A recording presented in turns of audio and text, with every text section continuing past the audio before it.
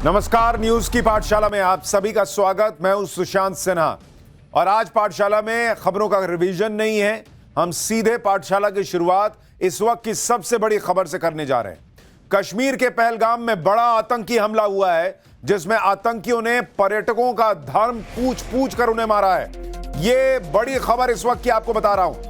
हमले से जुड़ी अभी तक की 10 बड़ी खबरें पहले आपको बता देता हूं। पहलगाम आतंकी हमले में 26 लोगों की मौत की अभी तक खबर आई है। 2 विदेशी नागरिकों की भी मौत हुई है। आतंकियों ने पहचान करके हिंदुओं को मारा है, ये चश्मदीद खुद आरोप लगा रहे हैं। गृह मंत्री अमित शाह श्रीनगर पहुंच चुके हैं। कल घटना स्थल पर अमित शाह खुद जाएंगे। इसके अलावा पीएम मोदी जो कि विदेश दौरे पर हैं, उन्होंने फोन पर तुरंत गृह मंत्री अमित शाह से बात की है। पहलगाम आतंकियों के खिलाफ ऑपरेशन जारी रहेगा। पहलगाम हमले की जांच अब एनआईए भी कर सकती है और पहलगाम में जो आतंकी हमला हुआ उसकी जिम्मेदारी टीआरएफ नाम के आतंकी संगठन ने ली है। पहलगाम हमले की साजिश लश्कर और जैश ने रची है, यह भी बड़ी खबर आ रही है। तो इस वक्त की 10 बड़ी खबरें, जो कश्मीर में आतंकी हमला हुआ है उससे जुड़ी हुई 10 बड़ी खबरें आपको बता रहा हूं। और आज पहले चैप्टर में आपको इस हमले से जुड़ी हुई एक एक खबर दिखाऊंगा, एक एक वीडियो और क्या हुआ कैसे हुआ सब बताऊंगा। पहलगाम हमले में घायल महिला का बड़ा दावा भी सामने आ गया है। कहा जा रहा है कि जो महिला वहां पर घायल हुई, उसका कहना है कि हमले के वक्त वहां 5000 लोग उस मैदान में जमा थे जहां पर यह हमला किया आतंकियों ने। हमले के बाद हंगामा मच गया था। एक बार सुनिए वो महिला क्या बता रही है। लोगों ने आवाज दी है कि फायरिंग हो रही है और चलते जाइए। बस ऐसे दौड़ा, आगे आगे दौड़ते जा रहे थे हम लोग और पीछे से लोग आ रहे थे, हमको धक्के दे रहे थे। हम लोगों के पैरों में भी आ गए।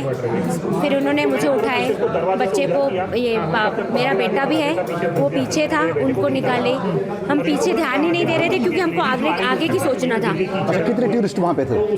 4-5 हज़ार होंगे। 4-5 हज़ार। बच्चे भी थे, छोटे छोटे, बहुत छोटे बच्चे भी थे।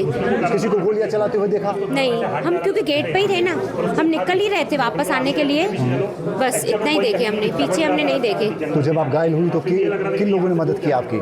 किसने भी नहीं, हम मेरे हस्बैंड ने और मेरे बेटे ने। अच्छा, तो अभी चोट कहाँ पे आई आपको? पैर में। आपको पैर में चोट आई है? तो किसी को गोलियां चलाते नहीं देखा आपने? नहीं। किसी को घायल होते हुए देखा आपने? नहीं, वहाँ पे बात कर रहे थे, एक भैया जा रहे थे, वो बोल रहे थे मेरे भैया ने मर गए, वो रो रहे थे बहुत। अच्छा।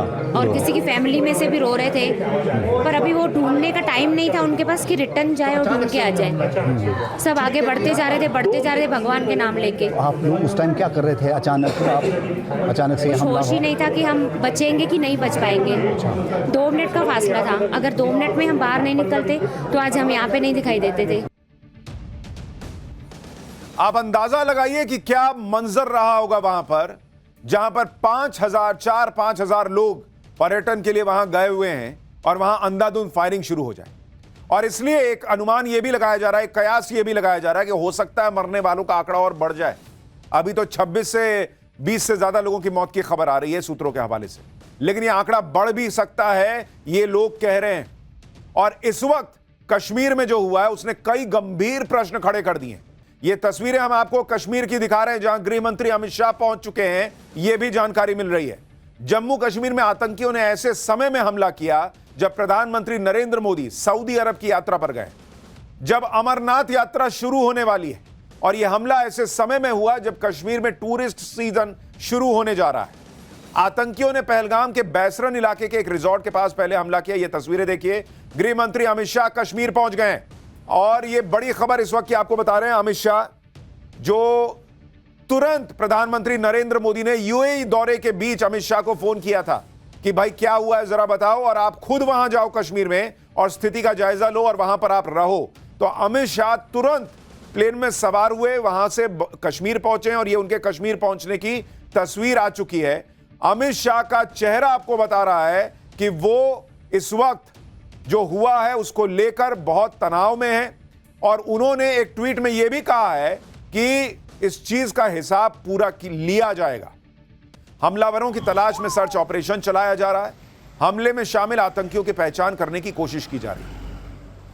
पहलगाम में जो पर्यटक हैं उन सभी को सुरक्षित निकाला जा रहा है। घायलों को एयरलिफ्ट किया जा रहा है। यानी हालात को फौरन कंट्रोल में करने की कवायद शुरू हो चुकी है। आतंकी हमले की खबर सऊदी अरब में मौजूद पीएम मोदी को जैसे ही मिली, उन्होंने डायरेक्ट अमित शाह से बात की। सूत्रों के मुताबिक प्रधानमंत्री नरेंद्र मोदी ने अमित शाह से टेलीफोन पर बात की, पहलगाम हमले के बारे में अमित शाह से जानकारी ली और पीएम मोदी ने सभी जरूरी कदम उठाने के लिए कहा। पीएम मोदी ने खुद अमित शाह से कश्मीर जाने के लिए भी कहा, जिसके बाद हमने आपको तस्वीर दिखाई कि अब से थोड़ी देर पहले अमित शाह कश्मीर पहुंच चुके हैं। पहलगाम में आतंकियों ने दोपहर 1 बजे से 3 बजे के बीच हमला किया था और उसके फौरन बाद ही पीएम मोदी से लेकर गृह मंत्री अमित शाह एक्टिव हुए। पहलगाम से एक ग्राउंड रिपोर्ट देखिए, फिर आपको बताता हूं कि अमित शाह ने जो मीटिंग ली है उसमें क्या हुआ है।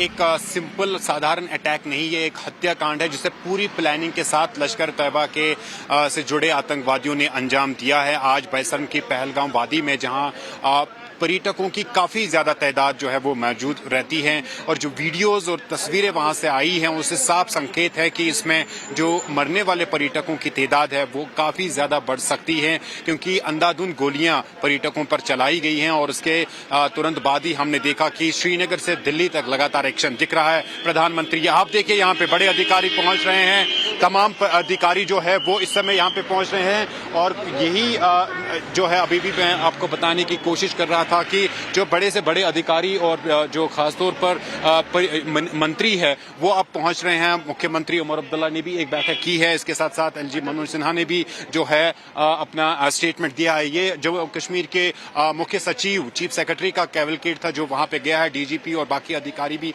पहुंचने वाले। इससे पहले जो जम्मू कश्मीर पुलिस और सीआरपीएफ और सेना के बड़े अधिकारी है वो वहां पे पहुंच गए। एक आतंक विरोधी अभियान शुरू किया गया है, यानी सरकार ने बहुत तेजी से वहां पर एक्शन शुरू कर दिया है। सुरक्षा बलों ने इस बदले की कार्रवाई को भी शुरू किया है कि जो हुआ है उसका हिसाब होना चाहिए।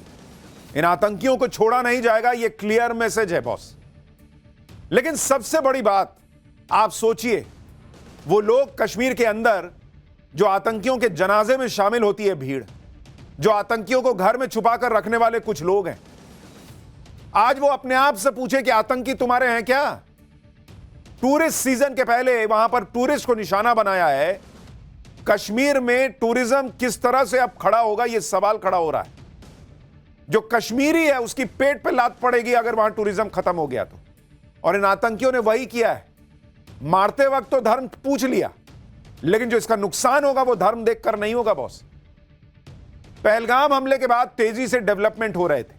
पीएम मोदी उधर सऊदी अरब में होने के बावजूद पूरे हालात की जानकारी ले रहे थे। इधर भारत में गृह मंत्री अमित शाह तेजी से फैसले ले रहे थे। अमित शाह ने सुरक्षा अधिकारियों के साथ बैठक की है। बैठक में आईबी चीफ मौजूद थे, गृह सचिव मौजूद थे, सीआरपीएफ के डीजी, जम्मू कश्मीर के डीजी वीडियो कॉन्फ्रेंसिंग से जुड़े। जम्मू कश्मीर के एलजी मनोज सिन्हा दिल्ली आए हुए थे, उनसे भी बातचीत की गई। हालात की पूरी जानकारी लेने के बाद अमित शाह फौरन कश्मीर के लिए रवाना हो गए। अमित शाह ने जानकारी देते हुए कहा है कि पहलगाम हमले के बारे में सुनकर दुखी हूं। आतंकी हमले में शामिल लोगों को छोड़ा नहीं जाएगा।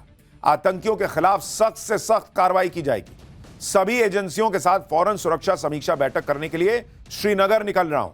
यानी देश के गृह मंत्री अमित शाह ने ऐलान कर दिया है कि किसी को छोड़ा नहीं जाएगा, चुन चुन कर हिसाब होगा। पहलगाम में आतंकियों ने जो हरकत की है उसकी कीमत उनको चुकानी होगी। और जिस तरह से मोदी सरकार एक्टिव दिख रही है उससे तो संकेत मिल रहे हैं कि इस बार आतंकियों और आतंकवाद पर फाइनल प्रहार भी हो सकता है, कुछ बड़ा एक्शन हो सकता है। यानी मोदी सरकार की तैयारी तेजी से आगे बढ़ रही है। इस बार आतंकियों के खिलाफ ऐसा एक्शन होना चाहिए कि दुनिया देखे। उधर जम्मू कश्मीर के एलजी मनोज सिन्हा भी संकेत दे रहे हैं कि प्रधानमंत्री मोदी और अमित शाह क्या करने वाले। एलजी मनोज सिन्हा ने कहा है कि आतंकी हमले के बाद ऑपरेशन शुरू हो चुका है। आतंकियों को मार गिराने की कार्रवाई जारी है। हमले के बाद पूरा देश गुस्से में है, जवानों का खून खौल रहा है। हमले के गुनहगारों को बहुत बड़ी कीमत चुकानी होगी। देशवासियों को भरोसा है कि एक भी आतंकी बचेगा नहीं। इधर केंद्र सरकार आतंकी हमले के खिलाफ फुल ऑन एक्शन की तैयारी में है। दूसरी तरफ कांग्रेस को इसमें भी पॉलिटिक्स दिख रही है। जम्मू कश्मीर कांग्रेस के अध्यक्ष ने कहा है कि घाटी के हालात पर बीजेपी पूरे देश को गुमराह कर रही है। बीजेपी देश के सामने कश्मीर के मुद्दे पर सफाई दे, वहीं टीएमसी हमले की जांच की बात कर रही है। सुनिए एक बार कैसी विपक्ष की पॉलिटिक्स है। और वो सुनाऊं उससे पहले ये तस्वीर देखिए। एक और बड़ी खबर, इस वक्त मुख्यमंत्री उमर अब्दुल्ला को आप देख रहे हैं, वहां पर एलजी मनोज सिन्हा और गृह मंत्री अमित शाह जो कश्मीर पहुंच चुके हैं, तीनों वहां पर मौजूद हैं। और यह बहुत इंपॉर्टेंट मीटिंग है क्योंकि इसी मीटिंग में तय होना है कि यह जो हुआ यह क्यों हुआ और अब इसको लेकर आगे क्या करना है। अमित शाह वहां पर मौजूद, उन्होंने हाई लेवल मीटिंग कश्मीर में शुरू कर दी है। खुद मुख्यमंत्री वहां पर मौजूद और एलजी मनोज सिन्हा वहां पर मौजूद हैं। उसकी तस्वीरें आप देख रहे हैं। तो यह तस्वीर अपने आप में बता रही है कि सरकार एक सेकंड गंवाने के मूड में नहीं है और जो भी हुआ है उसमें फुल एंड फाइनल हिसाब यह होना ही चाहिए। यह देश भी चाहता है और यह सरकार भी चाहती है, यह दिख रहा है। कश्मीर के पहलगाम में हुए आतंकी हमले की टाइमिंग भी सवाल खड़े कर रही है। क्या यह हमला पूरी प्लानिंग बनाकर किया गया? क्योंकि आप देखिए कश्मीर से 370 हटने के बाद हालात तेजी से बदल रहे हैं, लेकिन जो वहां हुआ उसकी प्लानिंग के बारे में बात करूं उससे पहले आपको सुनवा देता हूं कि विपक्ष कैसी पॉलिटिक्स कर रहा है। जहां तक पहलगाम का अटैक का ताल्लुक है, ये हाईली कंडेमनेबल है, खासतौर से टूरिस्ट के ऊपर होना। और एक साइड से बीजेपी ये कह रही है कि माहौल बिल्कुल ठीक ठाक है, हमने टेररिस्ट को भी एलिमिनेट कर दिया है। अगर एक साइड से बीजेपी ये दावा करती है कि हालात ठीक हैं, तो मेरे ख्याल में they need to explain, they need to come out with realities जो पूरे मुल्क को गुमराह कर रहे हैं। जो लोग अमरनाथ जा रहे थे उसके ऊपर टेररिस्ट अटैक हुआ, ये बहुत सीरियस बात है और उसको हाई लेवल न्यूट्रल इन्वेस्टिगेशन का जरूरत है, क्योंकि ये देश का बॉर्डर का और इंटरनल सिचुएशन का सिक्योरिटी का बात है। ये भाजपा बड़ा बड़ा बात करते हैं, लेकिन ये बार बार जो बॉर्डर में फेलियर, ये तो कोई काम का बात नहीं है। ये इस देश का ऑपोजिशन है बॉस। इस वक्त जब आतंकी हमला हुआ है उस वक्त भी उनको मोदी को घेरना है, मोदी को गाली देनी है, मोदी से सवाल करने। इनमें से एक आदमी नहीं बोल रहा कि वहां नाम पूछ पूछ के क्यों मारा आतंकियों ने। आतंक का धर्म नहीं होता है, लेकिन आतंकी हमले में जो मारे गए उनका तो धर्म दिख रहा है क्लियर क्लियर। मैं आपको जो घायल हुए उनमें से कुछ के नाम बताता हूं कि कौन लोग घायल हुए हैं। आप बताइए, क्या यह सिर्फ इत्तेफाक हो सकता है? घायल जो हुए वीनो भट्ट गुजरात के, इसके अलावा और नाम डालिए। मानिक पाटिल ये गुजरात से, इनको ये घायल हुए हैं। रीनो पांडे गुजरात से, एस बालाचंद्रू महाराष्ट्र से, डॉक्टर परमेश्वर महाराष्ट्र से ये भी घायल हुए। अबजीवन राव कर्नाटक से, अबजावम राव कर्नाटक से, संतरू तमिलनाडु से, शशि कुमारी ओडिशा से। ये घायलों के नाम बता रहा हूं आपको। और सारे नाम अगर आप देखेंगे तो चश्मदीद जो आरोप लगा रहे हैं कि नाम पूछ पूछ कर हिंदुओं को टारगेट किया गया, वो सवाल खड़ा होता है भाई। एक भी घायल जो है वो दूसरे किसी धर्म का नहीं है। इसका मतलब आतंकियों के दिमाग में क्लियर कट प्लानिंग थी कि किसको टारगेट करना है, क्या मैसेज देना है। कश्मीर के पहलगाम में हुए आतंकी हमले की टाइमिंग भी सवाल खड़े कर रही है कि क्या यह सब कुछ पूरी प्लानिंग के साथ हुआ है। क्योंकि आप देखिए कश्मीर से 370 हटने के बाद हालात तेजी से बदल रहे हैं। अब कश्मीर आतंक को पीछे छोड़कर आगे बढ़ रहा है। कश्मीर में सालों बाद राम कथा हो रही है, अमरनाथ यात्रा की तैयारियां हो रही थी। उधर अमेरिका के उपराष्ट्रपति जेडी वेंस भारत आए हुए हैं, पीएम मोदी यूएई गए हुए हैं। आप सोचिए किस वक्त पर यह आतंकी हमला हुआ है। डल झील में राम कथा हो रही थी भाई। डल झील में कश्मीर में पहली बार राम कथा हो रही थी मुरारी बापू की। उस समय यह हमला हो रहा है। अमेरिका के नंबर 2 उपराष्ट्रपति जेडी वेंस आए हुए हैं, तब यह हमला हो रहा है। इधर अमरनाथ की यात्रा की तैयारियां चल रही थी और पहलगाम में आतंकी हमला हो जाता है। यह सब सिर्फ इत्तेफाक है। और जो आरोप लग रहा है कि हमले में हिंदुओं को टारगेट करके मारा गया है, उससे चर्चा हो रही है कि क्या अमरनाथ यात्रा को डिरेल करने की साजिश है। अमरनाथ यात्रा के लिए 15 अप्रैल से रजिस्ट्रेशन शुरू हो चुका है। अमरनाथ यात्रा 3 जुलाई से 14 अगस्त तक चलनी। अमरनाथ यात्रा के लिए 2 रूट है। पहला रूट बालटाल होते हुए अमरनाथ जाता है। बालटाल रूट 14 किलोमीटर लंबा है। दूसरा रूट इसी पहलगाम से होते हुए अमरनाथ का है। पहलगाम रूट करीब 32 किलोमीटर लंबा है। पहलगाम रूट से अमरनाथ जाना ज्यादा आसान है। इस रूट पर खड़ी चढ़ाइयां नहीं है। अमरनाथ जाने के ज्यादा साधन है, दूरी भले ज्यादा है लेकिन रास्ता कम कठिन है। जिस जगह पर आतंकी हमला हुआ वो मुख्य पहलगाम से 3 किलोमीटर ही दूर है। यानी आतंकियों ने प्लानिंग करके अमरनाथ यात्रा से ठीक पहले पहलगाम में यह हमला किया, यह बार बार कहा जा रहा है। देखिए, सबसे पहले इस आतंकी हमले में मरने वालों की तादाद जो है वो 27 तक पहुंच गई है। हालांकि आधिकारिक तौर पर इस पे कोई अभी स्टेटमेंट जो है वो जारी नहीं किया गया है। और जो घायल पर्यटक थे उनकी तादाद 16 के करीब थी, जिन्हें गवर्नमेंट मेडिकल कॉलेज अनंतनाग और कुछ जो पर्यटक जो गंभीर रूप से घायल थे उन्हें श्रीनगर के सिक्किम्स में रेफर किया गया है, जहां पर उनका इलाज चल रहा है। आज दोपहर का ये वाक़ा है, पहलगाम की बैसरन वैली में ये आतंकी हमला हुआ। पहलगाम से 6 से 7 किलोमीटर दूरी पर है। एक पुख्ता सड़क वहां पे नहीं बनी है। हालांकि जो पर्यटक वहां घूमने के लिए जाते हैं तो वो घोड़े पर बैठकर ही वहां पे जाते हैं। इस वैली को जो है मिनी स्विट्जरलैंड भी कहा जाता है। और उसके तुरंत बाद सुरक्षा बलों ने रिस्पॉन्ड किया और सबसे पहली प्राथमिकता के साथ जो इन घायल पर्यटक थे उनको वहां से निकाला गया। उसके बाद जो जिन पर्यटकों की मौत वहीं पे हुई उनकी बॉडीज को भी वहां से लिफ्ट किया गया और उन्हें पहलगाम के सब डिस्ट्रिक्ट हॉस्पिटल में पहुंच गया। उसके तुरंत बाद जो ऑपरेशन का दूसरा हिस्सा था उसमें सुरक्षा बलों ने एक बड़े वसी इलाके को अपने घेरे में ले लिया है। भारतीय सेना के जो पैरामिलिट्री ट्रूपर्स हैं, एसओजी के जो कमांडोज हैं, वो इस ऑपरेशन में जुड़े हुए हैं और रात के अंधेरे में भी ये ऑपरेशन अंजाम दिया जा रहा है। इस वक्त लगातार कोशिश सुरक्षा बलों की यही है कि उन आतंकवादियों को ढूंढ लिया जाए जो इसमें शामिल है। 4 से 5 आतंकवादी बता रहे हैं। बहुत शुक्रिया आपका इस पूरी जानकारी के लिए। बड़ी खबर आप बता रहे हैं कि अंधेरा भले हो गया है लेकिन जो आर्म्ड फोर्सेस हैं उनकी कार्रवाई में कोई असर नहीं पड़ा है, कुछ नहीं रुका है। वहां पर उन आतंकियों को जिन्होंने हमला किया ढूंढने का काम अभी रात के अंधेरे में भी चल रहा है। और हमने आपको तस्वीरें दिखाई कि गृह मंत्री अमित शाह खुद वहां पर हाई लेवल मीटिंग कर रहे हैं इस वक्त मुख्यमंत्री और एलजी के साथ। घटना स्थल पर आर्मी का मूवमेंट अभी भी जारी है। पहलगाम में आर्मी का ऑपरेशन चल रहा है। जंगल में हो सकता है आतंकी छुपे हों, इसलिए सेना आतंकियों को जंगल में खोज रही है। इस वक्त एक और बड़ी खबर आ गई है। आतंकी हमले को लेकर कांग्रेस ने एक डिमांड की है। कांग्रेस ने सर्वदलीय बैठक बुलाने की मांग की है। ये इस वक्त बड़ी खबर आ रही है। इस वक्त नरेंद्र मोदी विदेश दौरे पर हैं। गृह मंत्री वहां बैठकर जो है वो ऑपरेशन को अंजाम कैसे देना है, क्या बदला लेना है, क्या कार्रवाई करनी है, क्या हुआ नहीं हुआ, इसको देख रहे हैं। और कांग्रेस डिमांड लेकर आई है कि सर्वदलीय बैठक बुलाइए और चर्चा कीजिए। गजब ही हिसाब है। पहलगाम में हुए आतंकी हमले के बाद स्थानीय लोग भी गुस्से में हैं। पहलगाम में लोगों ने कैंडल मार्च निकाला है और आतंकियों के खिलाफ नारेबाजी हुई है। इन लोगों का कहना है कि हमले में मारे गए लोगों के साथ इंसाफ होना चाहिए और आतंकियों से बदला लिया जाना चाहिए। सुनिए पहलगाम के लोग क्या कह रहे हैं।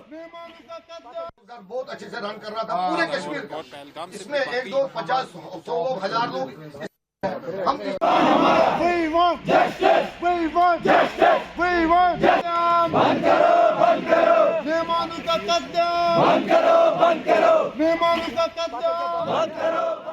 ये आपको पहलगाम की तस्वीरें दिखा रहा हूं जहां ये आतंकी हमला हुआ है। स्थानीय लोग भी बैनर पोस्टर लेकर जा रहे हैं कि हिंदुओं का नरसंहार बंद करो, हिंदू जेनोसाइड बंद करो। पहलगाम में हुए इस आतंकी हमले को लेकर यह जानकारी भी सामने आ रही है कि इस हमले के लिए आतंकी पिछले कई दिनों से तैयारी कर रहे थे, इसलिए पर्यटकों पर गोली मारकर अपने पहले से तय रास्ते से गायब हो गए। सूत्र जो बता रहे हैं उसके मुताबिक आज दोपहर करीब 3 बजे पहलगाम की बैसरन घाटी में देश भर से आए पर्यटक घूम रहे थे। इस दौरान 3 से 4 आतंकी आसपास के जंगलों में छिपे हुए थे। ये आतंकी पुलिस और आर्मी की वर्दी पहनकर आए थे कहा जा रहा है और पर्यटकों पर फायरिंग शुरू कर दी। इन आतंकियों ने पर्यटकों पर 40 राउंड से ज्यादा फायरिंग की है। हमले के इस पैटर्न को देखकर यह बताया जा रहा है कि हमले से पहले इन आतंकियों ने इलाके की कई बार रेकी की थी। इस हमले के बाद सभी आतंकी पहलगाम के जंगलों में गायब हो गए। इस हमले के पीछे आतंकी संगठन लश्कर तैयबा की दूसरी ब्रांच है टीआरएफ, उसका नाम बताया जा रहा है। कश्मीर से धारा 370 हटने के बाद लश्कर तैयबा का दूसरा ग्रुप टीआरएफ अचानक एक्टिव हो गया है। इस ग्रुप के बारे में भी आपको बताता हूं। टीआरएफ का पूरा नाम है the resistance front. TRF the resistance front. यह आतंकी संगठन साल 2019 में सामने आया था। टीआरएफ को लश्कर तैयबा और पाकिस्तानी फौज की मदद से तैयार किया गया है। टीआरएफ को स्पेशली टारगेट किलिंग के लिए तैयार किया गया था। जंगलों और पहाड़ी इलाकों में छुपकर हमला करने के लिए टीआरएफ का फैल्कन स्क्वाड नाम से एक ग्रुप एक्टिव है। ये आतंकी अचानक आते हैं और हमला करके घने जंगलों में गायब हो जाने में एक्सपर्ट बताए जाते हैं। सूत्रों का कहना है कि फैल्कन स्क्वाड को हाल ही में एडवांस हथियारों की एक बड़ी खेप मिली है। टीआरएफ के आतंकी ज्यादातर गैर कश्मीरियों को निशाना बनाते हैं ताकि दूसरे राज्यों के लोग जम्मू कश्मीर आने से बचें। यानी साफ साफ एजेंडा यह दिखता है कि जो कश्मीर आगे बढ़ रहा है, जिस कश्मीर में पर्यटन आगे बढ़ रहा है, रिकॉर्ड पर्यटन हो रहा है, जहां लोगों की कमाई इस पर्यटन की वजह से बढ़ रही है, उसको डिस्टेबलाइज कर दो। सुरक्षा एजेंसियों के मुताबिक टीआरएफ कश्मीर में फिर से वही दौर लाना चाहता है जो कभी 90 के दशक में हुआ करता था। पहलगाम में हुए आतंकी हमलों को लेकर पहलगाम पुलिस ने एक हेल्प डेस्क भी शुरू किया है। इस हमले में मारे गए लोगों और घायलों की जानकारी के लिए 3 फोन नंबर जारी किए गए: 9596777669, 01932225870 और व्हाट्सएप नंबर भी है 9419051940। कश्मीर में धारा 370 हटने के बाद वहां का माहौल बदल गया था।